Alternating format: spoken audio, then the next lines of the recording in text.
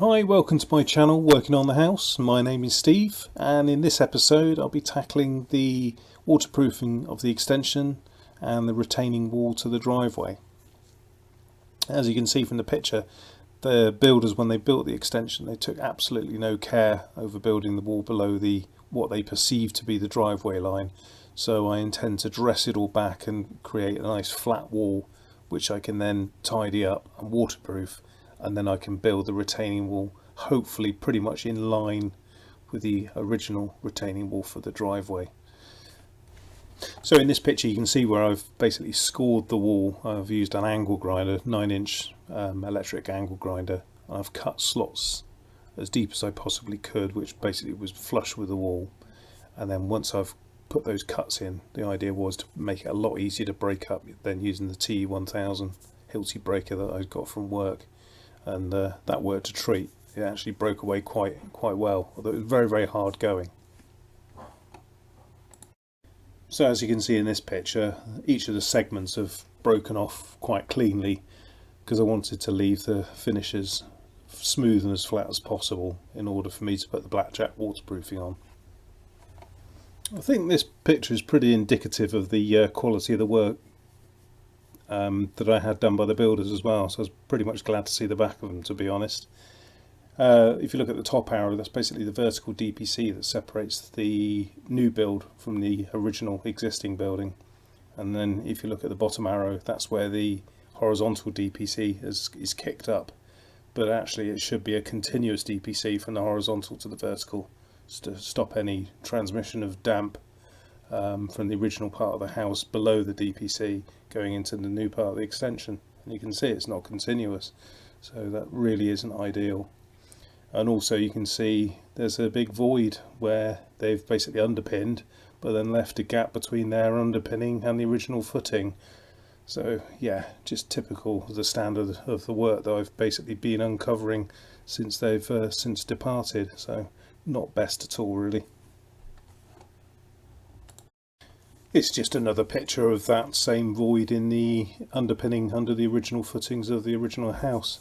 There was some material in there, but it was just so loose it wasn't doing anything at all. Hence that's why I removed it, and subsequently, as you'll see later on, it was backfilled with concrete. At this point I'd completed dressing back the original wall, tidied it up as best I can, and then filled in all the larger cracks with the sand and cement mix. And as you can see there, I've laid down a footing ready for the retaining wall. I don't know if you can make it out, but there's a little drainage channel that I've added in there. I just used a bit of waste pipe that I just basically pressed into the concrete and then removed afterwards once it had gone off, just to aid any water that might have captured at that point to sort of drain out towards the garden. And here it is from the top looking down, showing the completed wall with a new footing, and it also shows that the drainage channel that I installed pointing away from the house towards the garden, so that should pull any last little bits of moisture that might be at the bottom of the wall away from the house. Unfortunately I don't seem to have a picture of it, but I think you can see just behind the polythene sheet is the black bitumen type paint that I've used. Trade name is blackjack, which is what it's often referred to in the UK, and that's had 2 generous coats, so that should prevent any moisture going into the extension. And I thought it was a belt and braces approach, so I've used a bit of this polythene that I had kicking around as like an extra layer of damp proof membrane, or DPM.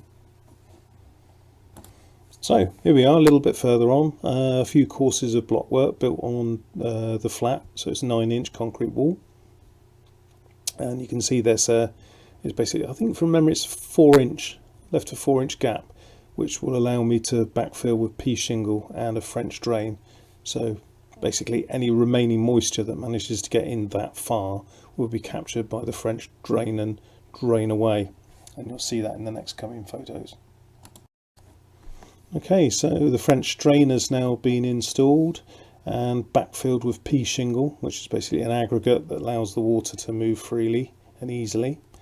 And French drain, if you're not familiar with the term, is basically a pipe with multiple holes drilled in it, which will allow the water to leach into it and drain away easily via gravity, normally to a soakaway.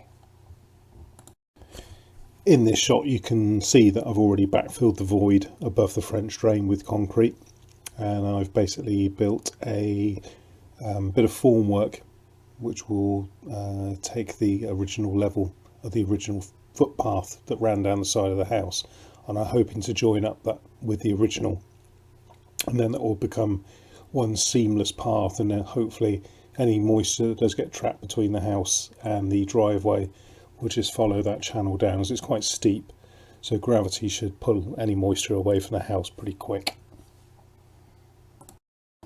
And there it is complete. That's like the damp proofing part of the build over. I now got a footing where I can build this small retaining wall for the driveway, and hopefully that should alleviate any problems with damp getting into the new extension.